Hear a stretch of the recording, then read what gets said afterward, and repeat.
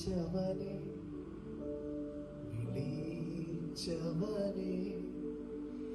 വേലയുടെ ആധാരമേ.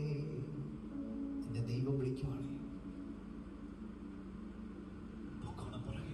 ദൈവം നിന്നെ ഈ ഇടപെടുവാണ്. നീ സുവിശേഷം പറയാൻ, നീ ഈ കർത്താവിന്റെ വേല ചെയ്യണമെന്ന് ദൈവം ഇടപെട്ടിട്ടുണ്ടെങ്കിൽ സമർപ്പിച്ചേക്കണം. ബാക്കി ദൈവം ചെയ്തോളൂ.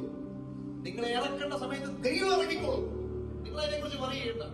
അയ്യോ ഞാൻ എങ്ങനെ പഠിക്കും, ഞാൻ എങ്ങനെ സൂക്ഷിക്കണം, അതെല്ലാം ദൈവം ചെയ്തോളൂ. പക്ഷെ സമർപ്പിക്കേണ്ട നിങ്ങൾ ഉത്തരവാദിത്വം. ദൈവത്തിന് ഒരുപാട് വേലക്കാരെ വേണം. കൊയ്ത്ത് വളരെയുണ്ട്, വേലക്കാരോ ചുരുക്കം. എന്ന് പറയാൻ പറ്റുമോ? Here I am, Lord, send me. അടിയനിതാ കർത്താവേ, അയക്കണമേ. എത്ര കുഞ്ഞുങ്ങൾ പറയും. അത് പൂനെയെങ്കിൽ പൂനെ, മഹാരാഷ്ട്രയെങ്കിൽ മഹാരാഷ്ട്ര, യുകെയും ഇംഗ്ലണ്ടും കാനഡയും മാത്രമല്ല സ്വപ്നം കാണേണ്ടത്.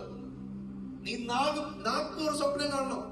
മധ്യപ്രദേശിൽ ഒരുപാട് യേശുവിനെ അറിയുന്ന സ്വപ്നം കാണണം. ഉത്തർപ്രദേശിൽ ഒരുപാട് പേര് നീ പ്രസംഗിച്ചിട്ട്, നീ പറഞ്ഞിട്ട് അനേകർ കർത്താവിനെ അറിയുന്ന സ്വപ്നം കാണണം. വായി നിങ്ങൾക്ക് ചെയ്യാൻ പറ്റുന്നില്ലേ? ചെയ്യാൻ പറ്റും. ദൈവം ഉപയോഗിച്ചവരെല്ലാം കഴിവും മിടുക്കന്മാരെയല്ല, സാധാരണക്കാരെയാണ്. മോശ വിക്കനായിരുന്നു, ദൈവം അവനെ ഉപയോഗിച്ചു. പൗലോസിന് കുറവുകൾ ഉണ്ടായിരുന്നു, ദൈവം അവനെ ഉപയോഗിച്ചു. ടീച്ചർ ഒരു സാധാരണ മനുഷ്യനായിരുന്നു, പഠിപ്പില്ലാത്തവരായിരുന്നു, ദൈവം അവനെ ഉപയോഗിച്ചു. കേരളക്കരയിലോട്ട് നിങ്ങൾ നോക്ക്.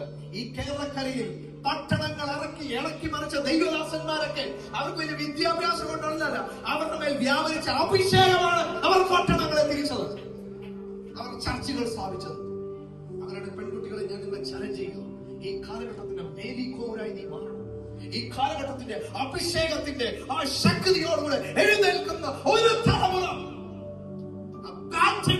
തിരിച്ചു പിടിക്കണം. കഴിഞ്ഞ തലമുറ ഓടിയിട്ടൊരു ബാറ്റൺ നിന്റെ മേലെ നീട്ടി നിർത്തിയേക്കുക. ഇന്ന് ബാറ്റൺ പിടിക്കാൻ എത്ര പേരുണ്ട്?